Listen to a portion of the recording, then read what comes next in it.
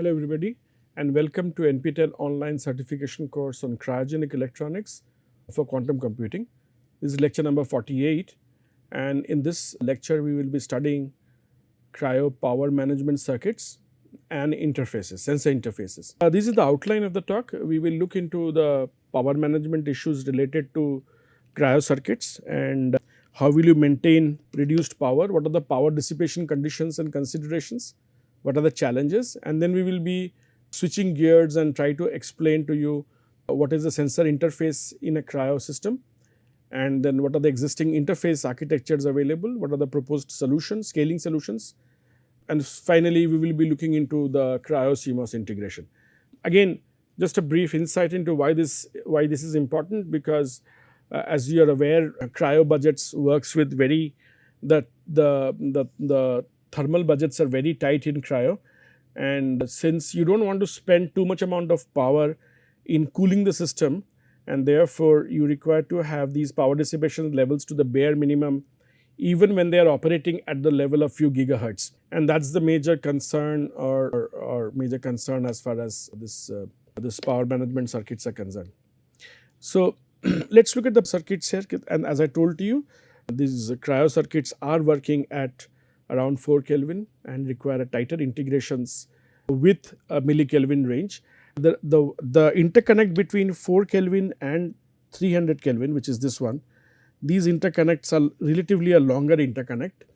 However, since the signal fidelity has already been maintained at 4 Kelvin, any degradation in the signal beyond this particular point does not affect too much on the output characteristics as far as various notions of this thing are concerned. So there are two ways in which, as I already told you, there are two ways of detecting the state of the qubit. One is the optical domain using an avalanche photodetector, and there are multiple other ways by which we can do it, and that is through microwave pulses.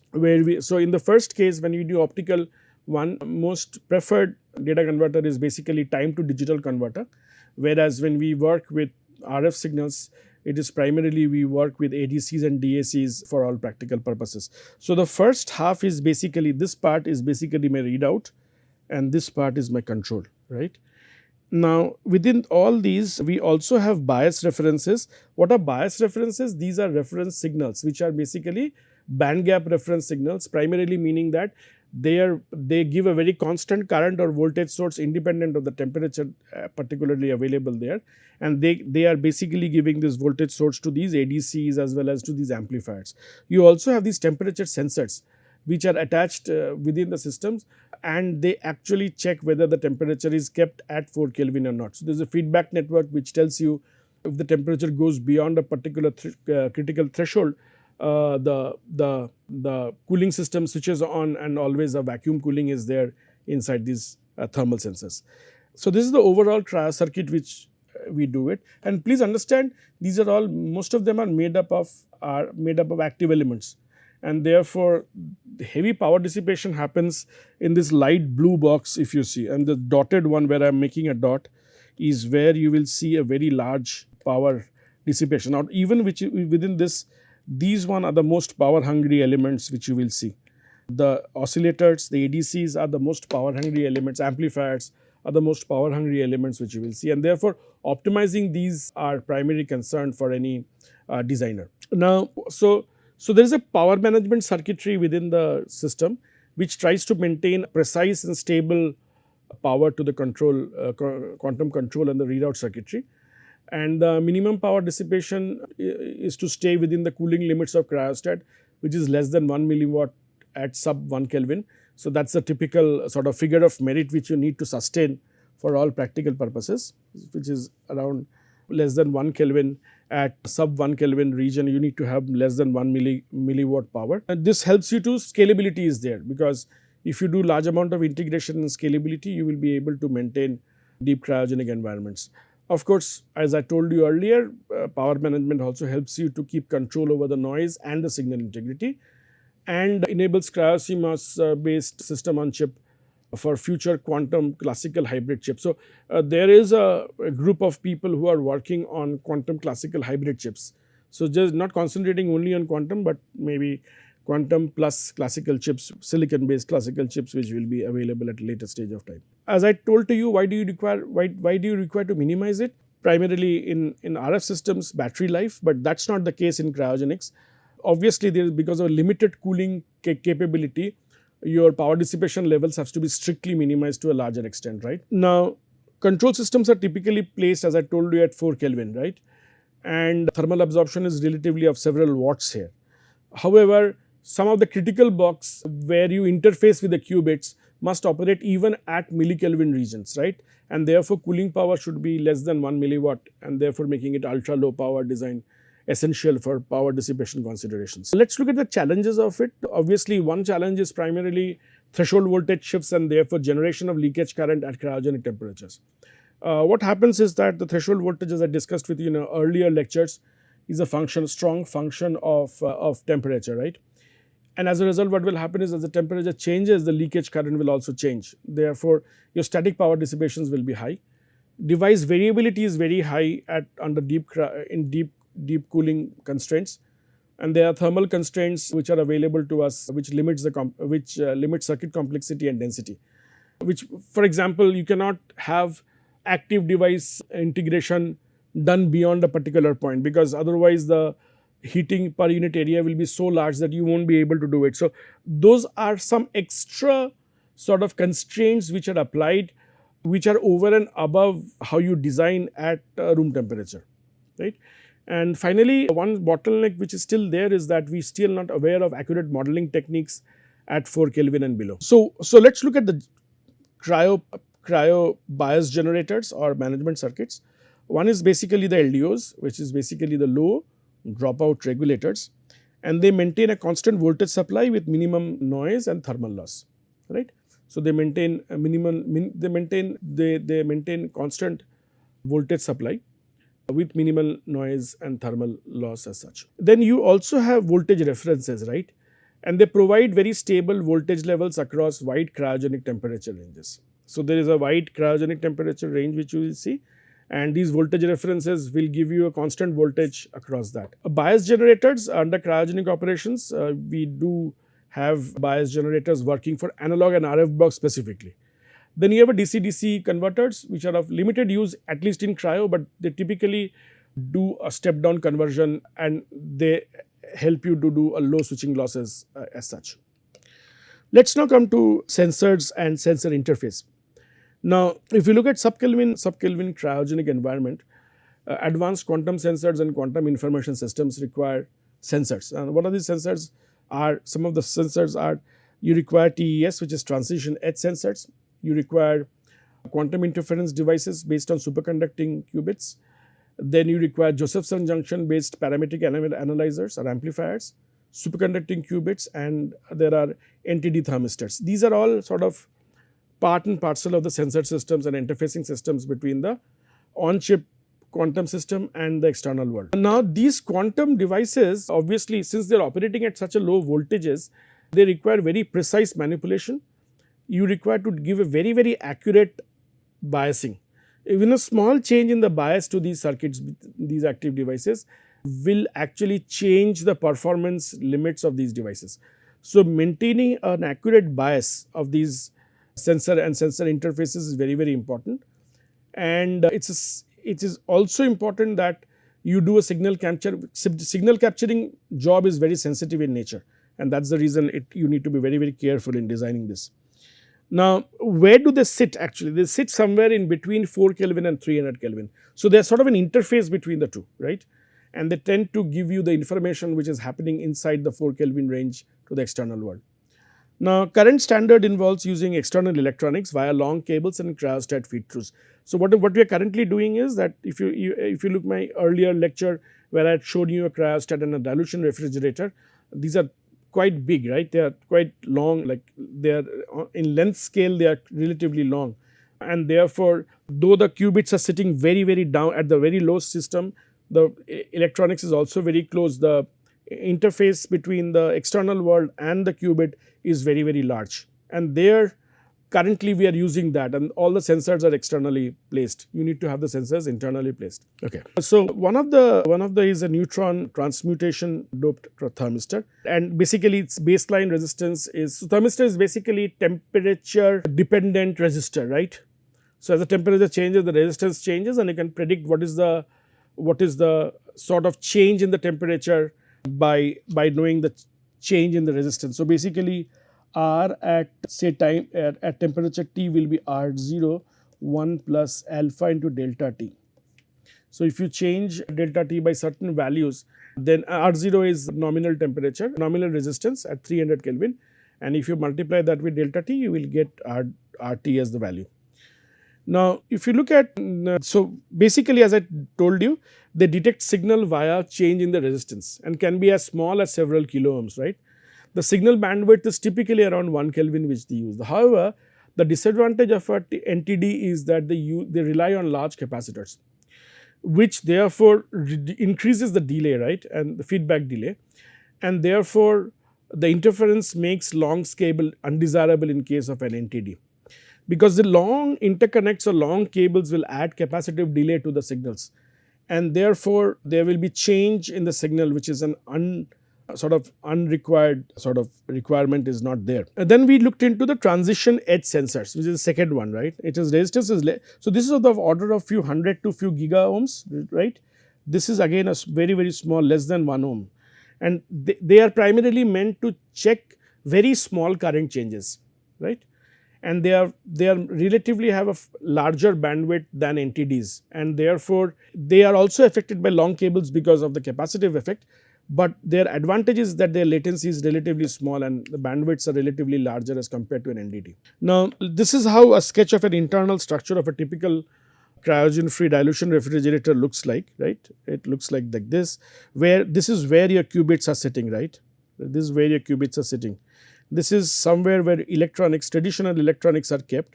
This is where you go to the room temperature and measurement is there. This is basically a cooling unit, which is a compressor, which tries to compress through these two arms and tries to maintain a millikelvin range at the lower value, right? Now, if you look at the right hand side, and this is the dimension, it's about approximately 1 to 2 meter length, and you see this is at watt, this is at milliwatt, and this is at microwatt. So you see you have about 3 orders of power going down at a very short level, and again 3 orders of power going down at a very short level. This is quite important in a cryostat, that in a dilution refrigerator, that you need to maintain a very steep power gradient in order to ensure that you do not allow, and of course there is an insulation, proper insulation, so that the power does not get dissipated very fast, right?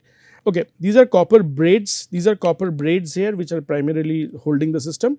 These are thermal clamps here, right? These are all cable thermal clamps for thermalization.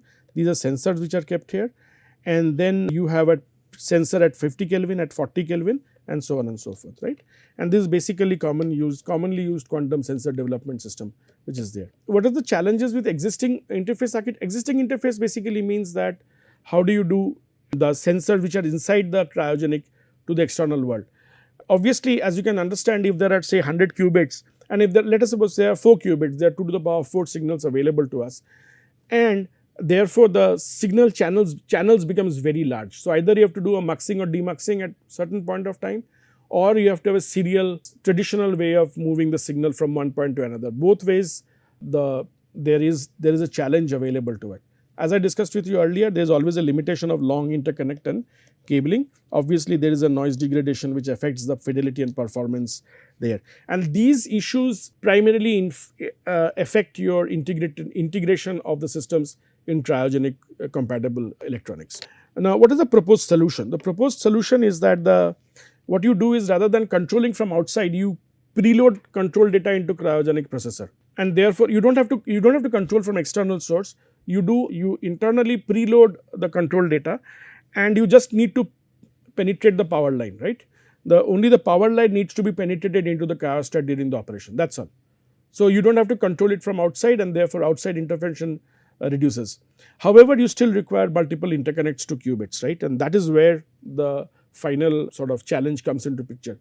The use of superconducting material is one of them, which helps to minimize the thermal conduction at a particular point. As I discussed with you, again same things are there: limited cooling power, thermal loads from the cable are low, signal integrity and scalability are the major important issues for a cryo-power and interface systems. What are the benefits of CMOS integration? Obviously reduced error, right? So if you have better connectivity or a better integration between the cryo-CMOS and the system, you will have much reduced error occurring there, right? Obviously, therefore, that results in higher system reliability, and a qubit state fidelity is much better in that case. This therefore enables to you the scalability, low latency, quantum classical processing, which means that the quantum world sends signals to the classical world, and that gives you the high latency in terms of signal transfer. While you do a very seamless integration, this will result in very, very low latency, right? And therefore, this will help you to bridge the temperature gap between the room temperature controller and the millikelvin qubit planes. So, we just discussed about all these things in a nutshell, the power dissipation characteristics. Now, let me quickly go to the last part of this week's lecture, and that is known as the phase lock loop, or the PLL, and we will just go through it as we discuss the outline of the talk here to look into what is a PLL, how do you define a PLL, and what limitations are there when you have PLL at cryo temperatures, block diagram of a PLL, specification, fidelity of the PLL. Now, what is that? Is that a PLL, what is the basic fundamental of PLL? It actually helps you to generate an output signal which is controlled in relationship to an input signal. So, I have an input signal, my input signal varies in strength and my output frequency changes, output signal value changes, right? And therefore, it tracks the phase of the time varying input signal. That is very important. That is the reason it is known as a phase lock loop. It tries to track the phase of the time varying input signal. They are primarily designed to ensure accurate synchronization and high immunity to disturbances because of phase aspects, insensitivity to second and third harmonics, and they are very, very robust to unbalanced input signals, right. So, that is the advantage of PLL as compared to any of the standard rules for this thing. So, let us look at the basic building block of a PLL. So, the basic building block is that you have a phase detector here, right. Then you have a loop filter, and then you have a VCO, voltage controlled oscillator. There is a feedback loop, and there is a divide by n counter kept here, which tries to divide the frequency by n. Now, the input voltage, so this is the reference voltage, and this is the divisor voltage which you see, right. Now, the input voltage, which is basically my REF in the diagram to the right, is applied to the phase detector, right. The phase detector actually compares the input voltage phase with the output voltage of the internal oscillator. This is the output. So, this is input, right, this is input, and this is the output voltage. So, this is comparison. So, this is a feedback loop, this is a comparison between the two, and then generates an error signal. Once it generates the error signal is primarily the phase difference between the input and the output, the reference signal and the output signal. Then it passes through a loop filter and why do you want to pass it through loop filter? Because it will attenuate high frequency AC components, and the filtered signal controls the voltage controlled oscillator, which adjusts its frequency to match the input signal phase, thus closing the feedback loop, right. So, the whole idea is when we look at the feed forward path, the phase detector helps you to detect the difference in the phase between the input reference and the output. Loop filter attenuates the signal to remove all high frequency signals, and then it is fed into the VCO, change the value of the output frequency of the VCO depending on the input phase of the signal which is available to you, and then it is fed back into the system. Now, why do you require this? So, this is the building block of a cryo PLL, right. And if with the loop error goes on minimizing, and there will be locking of the phase at certain point of time when the input phase and the output phase becomes exactly 0 and your loop error goes to 0. Now, why cryo PLL is important? All of you are aware of why is it now important, because you require high frequency signal generation close to very quantum devices. Now, these are not a few gigahertz. So, understand your PLL should work at a very few large gigahertz, right. And therefore, you do not require high frequency cables to be inserted from room temperature onto the signal cables, right. It also helps you to reduce the thermal load. There are large, it maintains timing precision for qubit controls and essential for any scalable quantum system, which means that if you want to scale the quantum system beyond a particular limits, rather than inserting extra cables and wiring, you just change the limits of these systems and you can actually scale them very easily. Further, it improves signal integrity, right, because it reduces phase noise, right, and therefore, the control signals, what do I mean by spurts is basically that there is a sudden jump in the control signal, or there is a sudden buck or a boost in the control signal, and therefore that noise which is generated because of that gets reduced. There is also a very reduced value of interference and decoherence in sensitive quantum operations. Similarly, cryo-PLLs help you to synchronize ADCs very properly. So you will have multiple ADCs working, right? As I discussed with you in the previous diagram, there will be multiple ADCs and DACs, and you need to work them in a synchronous fashion. PLL helps you to do that, right? And then supports RF and microwave signal generations at very, very high frequency. Two important points are critical to prevent degradation of qubit control fidelity. One is a low phase noise, and another is a low reference power. The reference power should not be beyond a particular limit, and your phase noise should be as low as possible in order to ensure that you are able to prevent degradation of the qubit control fidelity. Now, PLL must function reliability at cryogenic temperatures, and obviously no need to say that it's always there. Now, what happens is that the transistor parameter will vary at cryogenic, and therefore mature device models require to be there in order to generate a very stable PLL in a sense. Now, so threshold voltage at room temperature, at cryogenic temperature, increases by 150 millivolt, and also the carrier mobility, it almost doubles itself at such cryogenic temperatures, right? Okay. Now, there are few areas where you need to work it on, and one of them is a TG, or a transmission gate behavior at cryogenic temperature. Now, if you remember your past transistor logic, was saying that if you want a 1 here, you will get value of voltage here, which is 1 minus VTH, right. So, if this is VDD, here you will get VDD minus VTH signal. So, that is the integrity issue which comes into picture for a past transistor logic. Once you do TG, then you have something like this, right. You generate this by clock and this by clock bar. So, what happens is that when clock is high and clock bar is low, this TG is on, and therefore, this signal goes to this particular point without degradation. And people use TG even in cryo-PLL to do that, and therefore, however, even at cryogenic temperatures, the on resistance decreases with the input voltage when you are very close to the supply or ground, right.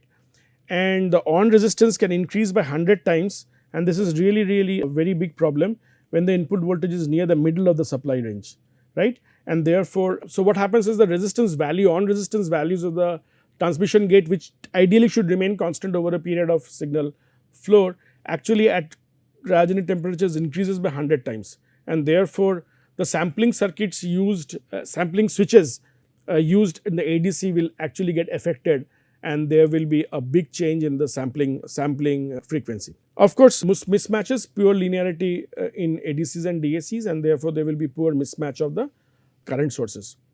Low power consumption has to be enabled in the PLL in order to maintain these reliable operations of these PLL. Now, this is the block diagram of a PLL. Looks complicated, but we will keep it very basic, simple to understand for you to understand the whole idea. So, this is the effective block diagram. Where do you use it is basically, this is your, as I told you, the millikelvin range qubit, this is your electronics, this is your external world. Your PLL is sitting here, and it is controlling the readout and the control circuitry. Which part? The ADC parts, right. The ADC part, ADC and the DAC synchronization is done by the PLL, right, and that is the readout, and that is the reason we refer to that as a. So, this part actually drives both the control unit and the readout unit of the cryogenic electronics. Now, if you look here, this is the clock generator. I can go one by one here. So, let us look at this thing. I have the input buffer here. This is the input buffer, which basically shapes the external 100 megahertz sinusoidal reference clock. So, I have a 100 megahertz input sinusoidal clock.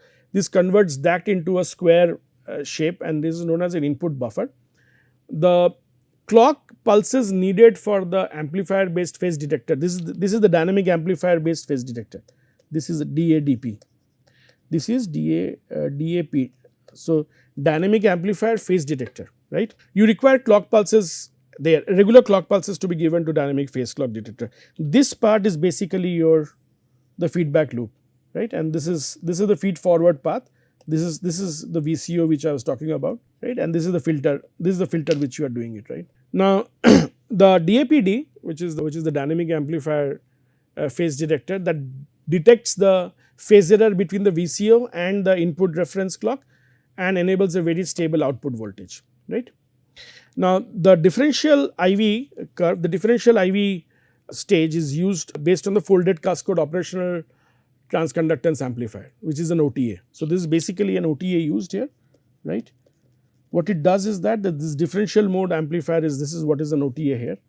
This is basically an OTA, operational transconductance amplifiers, which tries to, this is a folded cascade stage of course, right, and this is a VI, voltage to current transconductance amplifier. Then we use a passive filter here. This is the passive filter design which we are using here. This is the passive filter, and this generates a tuning voltage to the VCO, right. Now what happens is that it goes in the forward direction.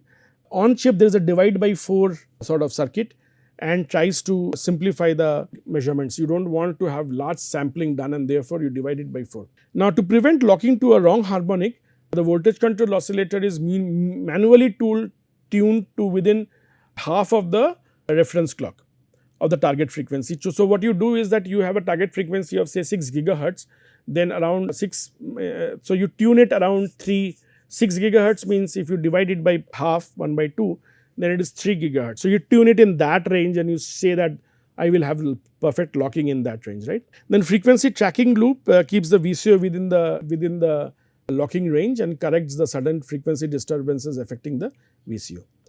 Now, if you look at the phase noise requirement, we require very low phase noise requirement using high timing precision, especially in quantum control circuits. Similarly, frequency inaccuracy cannot be beyond a particular limit, needs to be avoided, and then there is a low reference spur requirement.